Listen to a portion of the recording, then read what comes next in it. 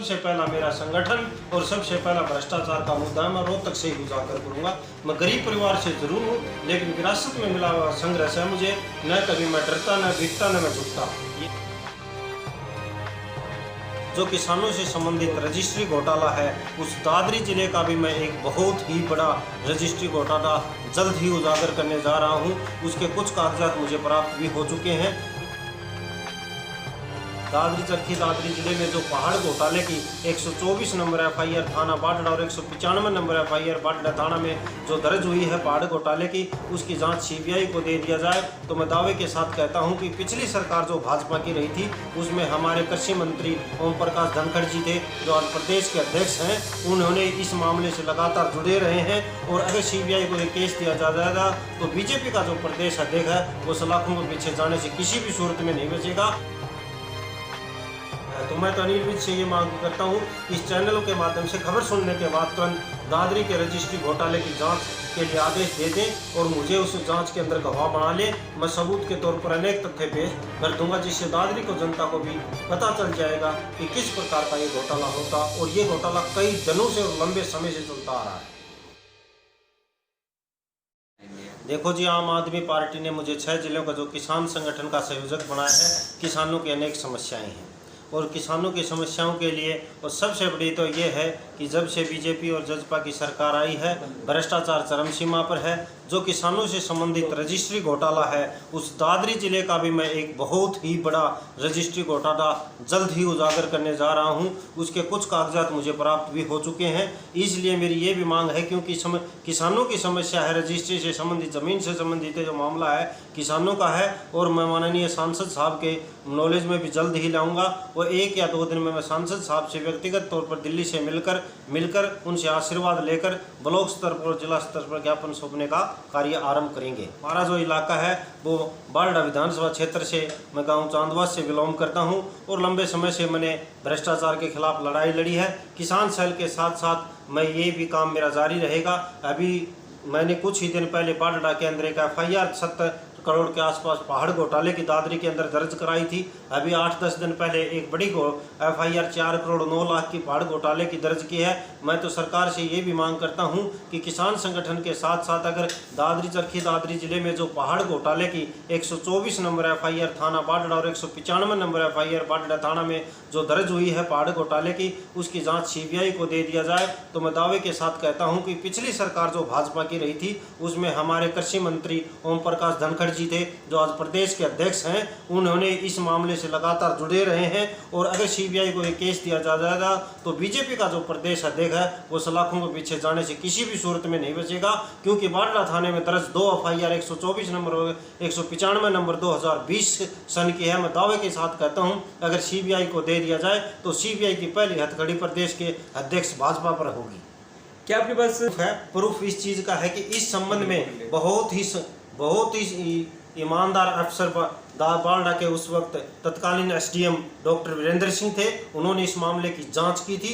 जांच के अंदर उन्होंने पूर्ण कई करोड़ों रुपए का गबन, उस जांच रिपोर्ट के अंदर 16 करोड़ 19 लाख 34 हजार कुछ रुपए का गबन उन्होंने बना रखा है, जिस संबंध में डीसी साहब ने एफआईआर के आदेश एसपी साहब को दिए थे और एसपी साहब बलवान सिंह नारायण ने एसएचओ बाटड़ा को एफआईआर के आदेश दिए थे, जिसपे बाटड़ा थाने में बहुत ईमानदार एसएचओ वीर सिंह द्वारा 124 नंबर एफआईआर बाटड़ा थाने में दर्ज की गई है। मैं तो सरकार से मांग करता हूं कि इसके बाद 195 नंबर एफआईआर दर्ज की गई है जो अवैध खनन की थी।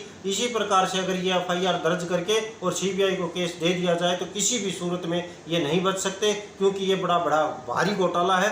अगर इस घोटाले के अंदर अगर ये सरकार को राजस्व प्राप्त होगा तो 70 करोड़ से ज़्यादा का राजस्व प्राप्त होगा, और 70 करोड़ से ज़्यादा राजस्व प्राप्त होगा तो चरखी दादरी जिले का विकास होगा। ये तो मैं मात्र 2 या 3 पहाड़ों का बता रहा हूँ। अगर पूरे जिले की सीबीआई जांच दे दी जाए तो कई अफसर भी इसके लपेटे में आएंगे जो आईएएस और आईपीएस रंग के हैं। मैं दावे के साथ कहता हूँ।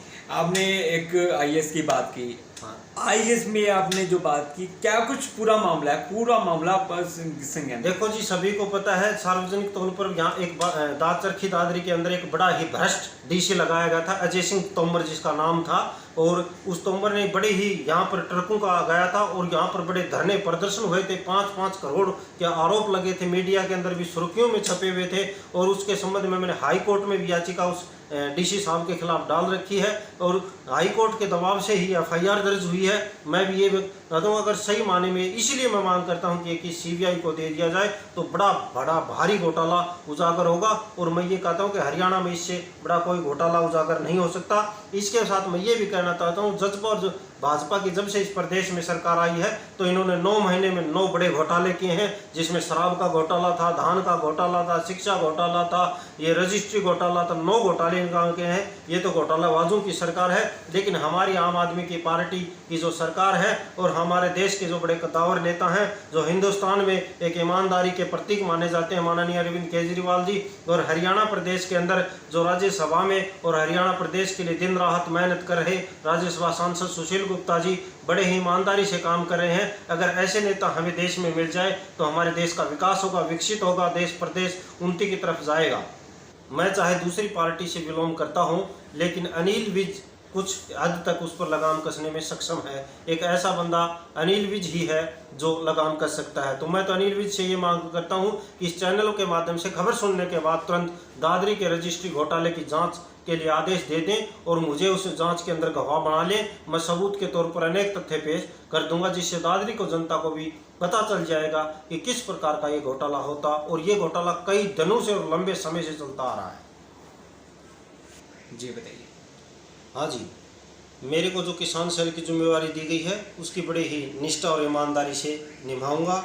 झज्जर, सोनीपत की, रोहतक की और दादरी और भिवानी की जो 6 जिलों की जिम्मेवारी दी है, इसमें जल्द ही किसान सेल का बड़ा संगठन तैयार किया जाएगा। देखो जी, रोहतक, पानीपत, सोनीपत, झज्जर, चरखी, दादरी और भिवानी 6 जिलों की जो मुझे जिम्मेवारी मिली गई है, भूपेंद्र सिंह हुड्डा, रोहतक जो mini city Haryana CM city के नाम से जानी जाती है, मैं दावे के साथ कहता हूं कि सबसे पहला मेरा संगठन और सबसे पहला भ्रष्टाचार का मुद्दा मैं रोहतक से ही उजागर करूंगा। मैं गरीब परिवार से जरूर हूं, लेकिन विरासत में मिला हुआ संघर्ष है मुझे। न कभी मैं डरता, न बिकता, न मैं झुकता। ये मेरी आदत न रही है, आदत शुरू से ही। अगर मैं बिकता और झुकता और मैं किसी से डरता तो मेरे घर रहता। और माननीय सांसद साहब ने जो मुझे जिम्मेवारी दी गई वो पूरी निष्ठा से निभाऊंगा। भिवानी, रोहतक, सोनीपत, झज्जर सभी के अंदर बड़ी मजबूती से संगठन खड़ा करके हर पार्टी के खिलाफ हमारा अभियान होगा। हरियाणा की धरती में जन्मे देश के सबसे बड़े कद्दावर नेता माननीय अरविंद केजरीवाल जी, जो हमारे ओल्ड जिले शिवानी से बिलोंग करते हैं, सबसे ज़्यादा तो हमारी ये खुशी है कि ये हमारे हरियाणा के जन्म लेकर मिनी इंडिया दिल्ली जिसके मुख्यमंत्री बने। इन्होंने मैं ये संदेश देना चाहूँगा, उनको शुभकामनाएं देना चाहूँगा कि आपने जो मुझे पद दिया है पूरी निष्ठा और ईमानदारी से, और आपकी उम्र लंबी की मैं भगवान से कामना करता हूँ। सच मेल न्यूज के लिए चरखी दादरी से संवाददाता नरेंद्र राजपूत की रिपोर्ट।